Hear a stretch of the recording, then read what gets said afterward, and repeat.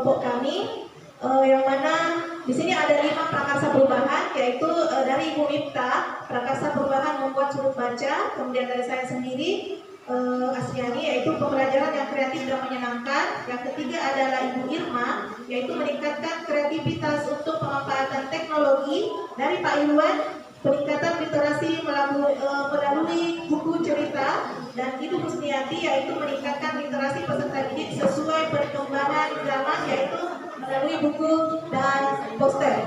Kemudian yang kami sepakati adalah prakarsa perubahan yang akan ditampilkan oleh Ibu Irma. Namun sebelumnya ada ice breaking dulu dari kelompok kami. Silakan Ibu Husniati. Berdiri dulu peserta. Di depan. Ya Bapak Ibu bisa berdiri, ice breakingnya kelompok 2. Bisa mengikuti Ibu Husniati.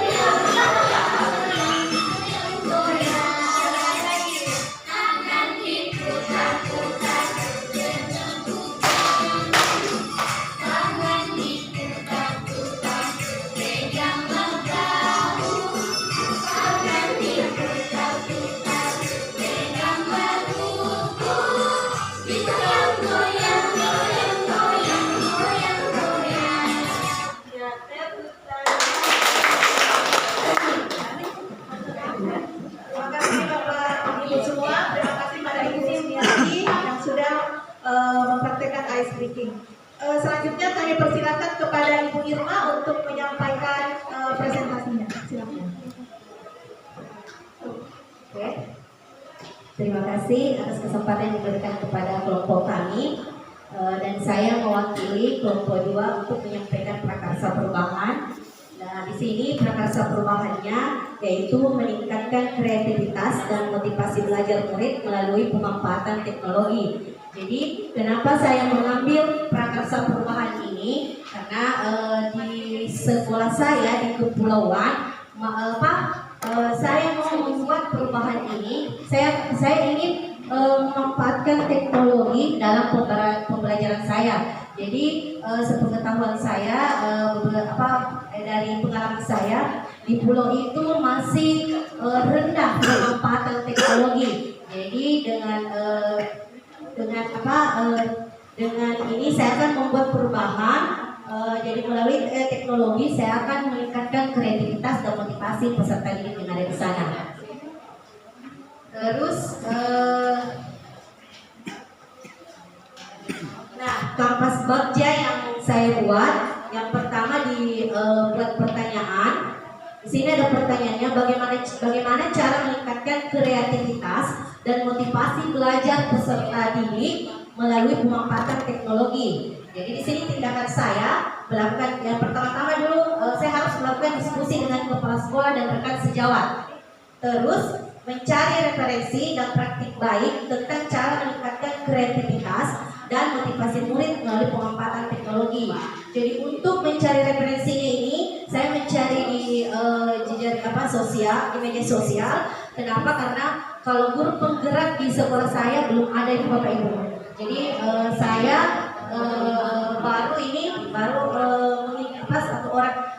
mengikuti guru penggerak. Jadi untuk bertanya atau berdiskusi tentang masalah ini, saya tidak tahu di mana. Jadi saya bisa mencari di media sosial. Terus yang kedua, ambil pelajaran. Nah, pertanyaan pertama, siapakah guru yang ahli di bidang teknologi dan selalu memanfaatkan teknologi dalam pembelajaran di kelas? Kemudian yang kedua, teknologi pembelajaran apa saja yang digunakan? Nah, tindakannya yaitu mencari referensi tentang tokoh guru yang ahli di bidang teknologi. Kalau untuk ahli teknologi ada di sekolah saya, jadi saya sering sharing dengan Bapak yang ahli TIK, bagaimana saya bisa memanfaatkan teknologi ke anak-anak. Terus kemudian mencari referensi berupa media teknologi pembelajaran yang sesuai dengan peningkatan kreativitas dan motivasi.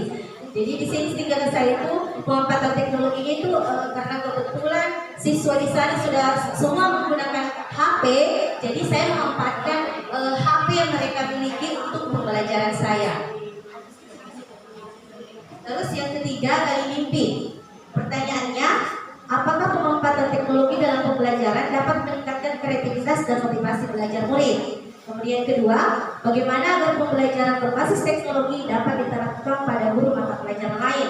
Jadi tindakan saya di sini saya melihat ada peningkatan kreativitas.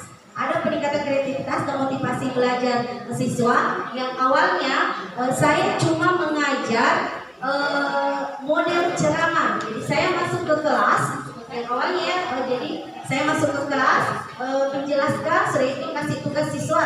Jadi saya tidak di sini awalnya saya tidak saya hanya datang mengajar, kemudian pulang saya tidak melihat apakah siswa itu mengerti atau tidak. Nah, dari prakarsa perubahan ini saya menerapkan ini pemanfaatan teknologinya dan pada saat saya terapkan, nah antusias siswa ini di sini tinggi, dia bersemangat. Kenapa? Karena dia bisa menggunakan HP yang HP itu yang sering dia pakai hari-hari untuk belajar. Jadi saya memanfaatkan ini HP-nya ke arah yang positif. Terus yang kedua, melakukan kolaborasi melalui tim teaching untuk memberikan pembelajaran berbasis teknologi kepada guru mata pelajaran lain. Jadi kalau saya di sini saya bersama dengan ada tim, saya menyampaikan dengan guru-guru bahwa pembelajaran bisa menggunakan handphone meskipun tidak pakai jaringan Bapak Ibu. Jadi kemarin kan di sana di Pulau itu susah jaringan. Pemanfaatan HP itu misalkan saya menyuruh membuat tugas, kemudian video dirinya buat tugas, terus dia kirim ke saya, tetapi tidak pakai jaringan, kita memakai aplikasi sharing, bisa. Iya, jadi kalau mau mengirim file sesama HP kita menggunakan aplikasi sharing di pulau. Nah yang keempat, jabarkan rencana. Di sini ada 3 pertanyaan. Yang pertama, apakah langkah-langkah untuk mulai membiasakan pemanfaatan teknologi dalam pembelajaran? Yang kedua, apakah media yang digunakan dalam pembelajaran berbasis teknologi? Kemudian yang ketiga, bagaimana usaha menjaga keberlanjutan pemanfaatan teknologi agar terus dapat dilaksanakan dalam pembelajaran kelas? Nah, tindakannya itu membuat yang pertama itu harus membuat perangkat pembelajaran, LKPD, instrumen, dan penilaian yang tepat. Yang kedua, media yang digunakan itu laptop, proyektor dari sini di sana ada. Cuma penggunaannya jarang digunakan karena itu terkendala listrik. Kalau kami mau menggunakan listrik di sana, kami menggunakan genset. Jadi listrik di pulau itu menyala jam 6 sore sampai jam 10 malam. Jadi kalau kami mau menggunakan listrik di sekolah, kami menggunakan genset. Terus yang ketiga, pemberian reward pada murid yang memiliki kreativitas dan motivasi belajar tinggi. Jadi pemberian rewardnya di sini saya berikan untuk meningkatkan motivasi. Jadi bukan untuk membuat siswa semakin saya ingin meningkatkan semangatnya di sini. Jadi saya memberikan reward, penghargaan. Misalkan saya berikan, oh iya semangat, iya bagus sekali nak. Jadi yang lainnya yang belum mengirimkan tugas silahkan dikirimkan, seperti itu. Kemudian yang terakhir atau eksekusi. Pertanyaannya, siapa yang bertanggung jawab memonitor agar jalannya kegiatan pemanfaatan teknologi dalam pembelajaran dapat berjalan dengan baik dan konsisten. Jadi di sini yang bertanggung jawab itu semua guru memonitor. Jadi saya meminta kembali semua guru-guru yang tidak mengajar masuk ke kelas saya untuk menemani saya memonitor siswa bagaimana aktivitasnya, bagaimana semangatnya. Nah, dari pembelajaran yang saya berikan, saya melihat peningkatan. Jadi dari peningkatan semangat, kreativitas. Jadi saya rasa ini perubahan prakarsa ini berhasil, tetapi belum maksimal. Jadi saya perlu lagi merancang bagaimana saya memanfaatkan teknologi yang lain lagi untuk peserta didik saya ke depannya. Nah, aksi nyata yang saya gunakan sih ada 3. Yang pertama perencanaan, pelaksanaan, dan refleksi. Yang pertama di tahap perencanaan, saya berkonsultasi dengan kepala sekolah. Jadi saya berkonsultasi yang ini saya akan lakukan di kelas. Jadi saya menunggu persetujuannya, kemudian berkonsultasi dengan rekan sejawat apa tentang yang akan saya lakukan di kelas. Terus tahap pelaksanaan, saya juga berkolaborasi dengan teman sejawat yang ahli di bidang IT untuk berbagi pengalamannya mengenai metode pembelajaran yang dapat dengan memanfaatkan teknologi untuk meningkatkan kreativitas dan motivasi. Terus di tahap pelaksanaan kemarin peserta ini melakukan kegiatan pembelajaran menggunakan smartphone. Sebenarnya Bapak Ibu, di sekolah saya itu kami membuat peraturan dilarang membawa HP.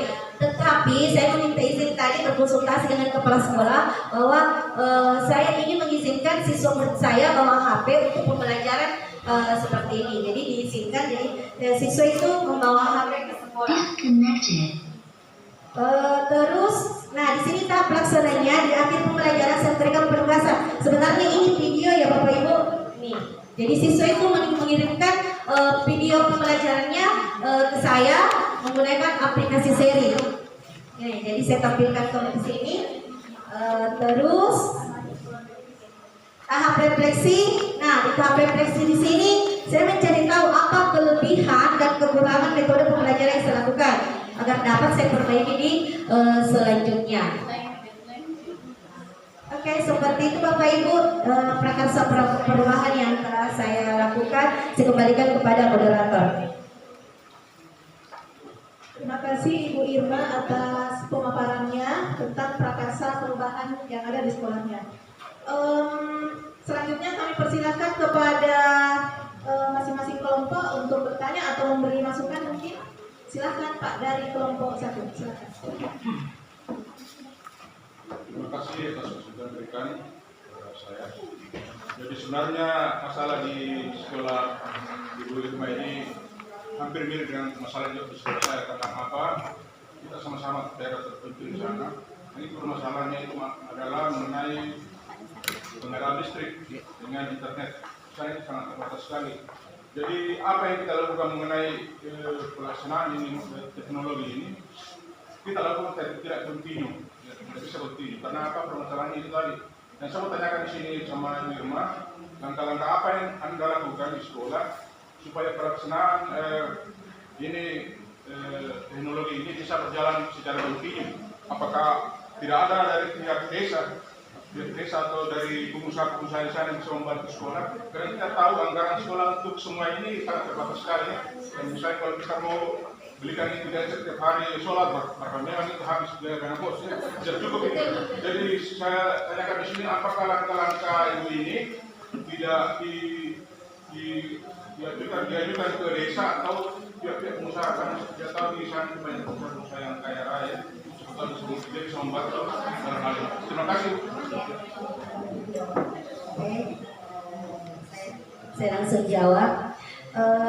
Iya Pak, kalau misalkan tadi Bapak bilang dialihkan ke desa, saya itu tidak tahu itu Pak, karena saya juga bukan kepala sekolah, jadi saya takut mengambil keputusan seperti itu Pak. Jadi kalau misalkan kami ingin menggunakan listrik, kami patungan para guru Pak untuk membeli solarnya itu. Jadi itu langkah-langkah awal yang kami lakukan, bagaimana peserta didik kami bisa memanfaatkan teknologi, yaitu dengan cara kita patungan para guru untuk membeli solar. Uang pribadi, uang pribadi Ibu. Terus sama dengan sedikit informasi juga, karena Pulau Pemantauan itu memiliki kelas jauh di Pulau Seberang, di Pulau Salirian itu. Jadi guru itu harus lagi menyeberang ke pulau mengajar satu kelas di situ, kelas 10 dengan kalau misalkan tidak ada biaya, kami membeli solar biaya kapal para nelayan untuk bergerak ke pulau seberang. Seperti itu Pak. Jadi itu langkah-langkah yang kami tempuh. Tapi kalau misalkan untuk ke desa, saya tidak tahu, itu bukan ranah saya Pak. Tapi nanti saya akan koordinasikan dengan kepala sekolah bagaimana baiknya ini Pak. Seperti itu. Terima kasih Pak Sul atas pertanyaannya. Sudah saja. Terima kasih banyak atas kesempatannya. Saya mau bertanya, sebelum saya memberikan usulan, bagaimana sesuai di sana, banyak atau memang sedikit? Kalau siswanya tidak banyak, tidak sedikit, sekitaran 77 orang. Kelas 1, kelas 2, kelas 3. Semua Bu. Tapi memang tidak pernah berkoordinasi pada kepala sekolah, bagaimana proposal supaya kita lagi. Kemudian juga Bu, tidak pernah koordinasi dengan orang tua siswa supaya hal seperti ini bisa dikatakan untuk tujuan juga pembelajaran bagi anak. Untuk koordinasinya untuk kepala sekolah, kenapa ini kepala sekolah kami itu kepala sekolah baru, Pak RT, dia juga belum tahu kondisi di sana. Jadi bagiannya, kemudian untuk orang tua kami susah koordinasikan Pak di sana, apalagi masalah uang susah sekali. Jangankan jangankan uang sholat, kita suruh saja membeli baju kan kemarin itu, dia bilang sekira bajunya gratis, sekira baju batunya gratis, sekira baju olahraganya gratis. Jadi kami susah mengkoordinasikan masalah uang ke masyarakat di sana Pak. Apalagi kita tahu masyarakat di sana dia mata pencahariannya itu dari mencari ikan, seperti itu Bapak. Tapi nanti kami akan cari solusi bagaimana. Tapi kalau tidak ya tetap kami jalankan seperti biasanya, seperti yang kami lakukan, tidak apa-apa untuk mencerdaskan peserta didik kami. Bisa dikomunikasikan sama dosen. Coba. Ini masukan, jadi PP juga bisa memberikan masukannya. Ya. Luar biasa sekali pengorbanan ya. Baik, kami persilakan kepada Ibu Ica, mungkin ada yang bertanya. Silakan.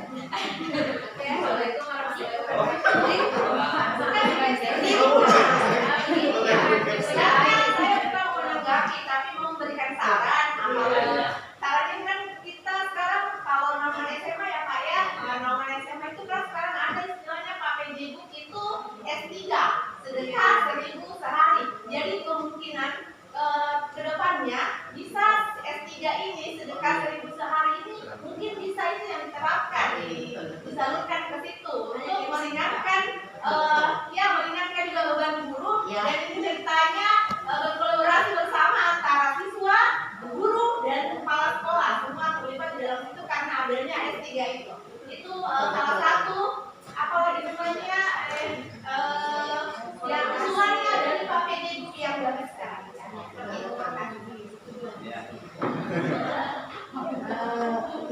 Betul sekali Mince. Kemarin kita di provinsi ada program dari PJ Gubernur itu sedekah 1.000 sehari, dan kemarin di teman-teman kami menggunakan itu menjenguk peserta didik yang sakit. Betul, kami akan mengarahkan, belum terpikir dan kita bisa menggunakan ke arah situ. Terus sedikit informasi untuk misalkan kami juga sering mengadakan kegiatan-kegiatan di sana. Nah, kami memberikan hadiahnya itu dari hasil kontribusi guru-guru. Jadi untuk semangatnya juga peserta didik di sana, itu hadiahnya tidak boleh dimasukkan ke dana bos. Jadi kami lagi mengumpul untuk dana guru untuk memberikan hadiah seperti itu. Jadi kenapa? Karena peserta didik juga dulu tuh seperti itu. Ibu adakan kegiatan Bu. Terus kalau sudah ada kegiatan dia meminta hadiah, tapi tidak apa-apa. Itu demi memotivasi mereka lagi untuk ke sekolah. Kenapa? Karena motivasi peserta didik di sana, Bapak Ibu, apalagi yang mencari ikan di laut itu susah dibangun, susah sekali. Jadi seperti itu keadaannya kami di pulau. Oke, terima kasih Bapak Ibu atas pertanyaan dan tanggapannya kepada kelompok 2. Baik, kami persilakan kepada mana dulu? Apa atau Pak Tasrik? Baik, Pak Tasrik dulu, silakan. Terima kasih atas kesempatannya. Nama saya Muhammad Tasrik dari PT Survei Negeri Kabupaten Talasa. Jadi saya menganggap ini hal yang menarik. Mengapa? Karena kasus seperti ini hampir sama yang ada di sekolah saya, daerah pegunungan, meskipun beda tempat, satu pulau satu pegunungan. Hanya saja kami di pegunungan alhamdulillah distrik tidak ada istilah pemadaman. Jadi ada dua hal sebenarnya yang saya mau tanggapi di sini. Yang pertama, tanggapan mengenai kritik, dan satu tanggapan mengenai saran.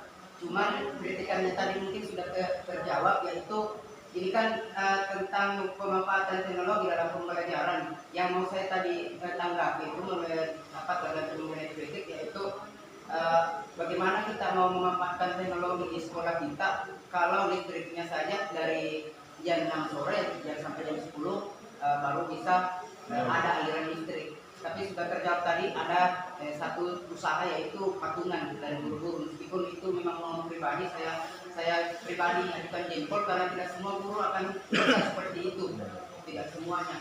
Terus yang kedua, mengenai pemanfaatan teknologi yang lain menggunakan gadget. Ini yang pertama, ini tentang HP. Di sekolah saya juga sama, dilarang membawa HP. Terus pertanyaan saya, jika memang proyektor LCD dan lain sebagainya tidak ada aliran listrik, ya tidak masalah misalnya HP. Tapi kalau memang ada pelarangan pembawaan HP ke sekolah, terus bagaimana kita mengimplementasikan ke siswa ini, bagaimana caranya memanfaatkan teknologi menggunakan HP kalau hanya saja dilarang untuk membawa. Terus tadi ada katanya bahwa minta izin ke kepala sekolah. Oh, berarti terjawab. Hanya saja kalau meminta izin ke kepala sekolah mungkin realisasinya pada saat pelaksanaan itu saja. Jadi mungkin siswa membawa HP pada saat kita mau lakukan ini aksinya prakarsa perubahan ini. Tapi setelah prakarsa perubahan kita melakukan, terus bagaimana tidak bawa lagi. Jadi saya mungkin sedikit saran, kalau bisa di sekolah saya melakukan ini dilarang juga bawa HP, tetapi dilarangnya itu dilarang bawa masuk ke kelas, dilarang masuk istirahat dan sebagainya. Hanya saja boleh bawa, tapi dikumpul di satu ruangan yang koordinatornya itu sejak wali kelas. Jadi ada ruangan tertentu di situ, ruangan tata usaha namanya, yang mengkoordinasi itu adalah wali kelas masing-masing. Jadi wali kelasnya yang kelas 7 siapa di situ disimpan. Ketika pembelajaran ada yang mau memanfaatkan HP tersebut bisa datang minta, Pak saya mau pakai kelas berapa, siapa guru tak, itu dipertanyaannya dikasih. Setelah pembelajaran selesai dikembalikan kembali. Jadi tetap berjalan ini, dilarang membawa HP ini kan dilarang supaya tidak ada hal negatif yang dipakai untuk siswa. Tapi kan boleh dimanfaatkan, kan ada yang guru di dalam kelas yang koordinir. Saya rasa itu juga saran yang terbaik untuk memanfaatkan teknologi di gadget. Saya rasa terima kasih.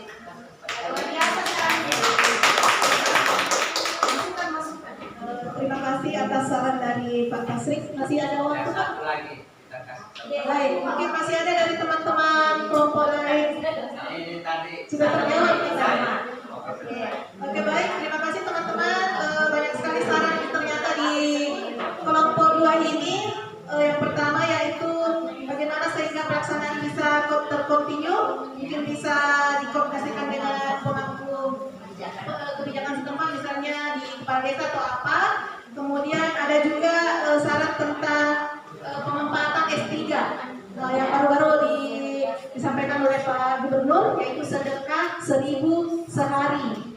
Kemudian apa lagi, bagaimana memanfaatkan gadget sementara tidak ada listrik, tadi sudah terjawab ya dengan patungan. Kemudian apa lagi tadi?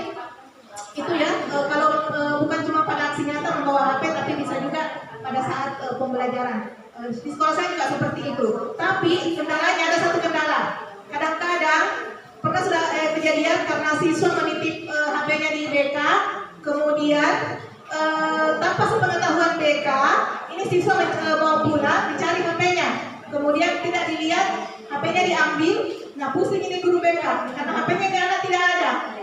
Semalaman dia tidak bisa tidur karena dipikir gimana nih HP-nya anak ini. Nanti besoknya baru konfirmasi bahwa sudah diambil HP-nya. Jadi perlu juga hati-hati kalau menitip HP di teman-teman guru. Baik Bapak Ibu, saya kira cukup presentasi dari kelompok 2 hari ini. Terima kasih atas waktu dan kesempatannya. Wassalamualaikum warahmatullahi wabarakatuh.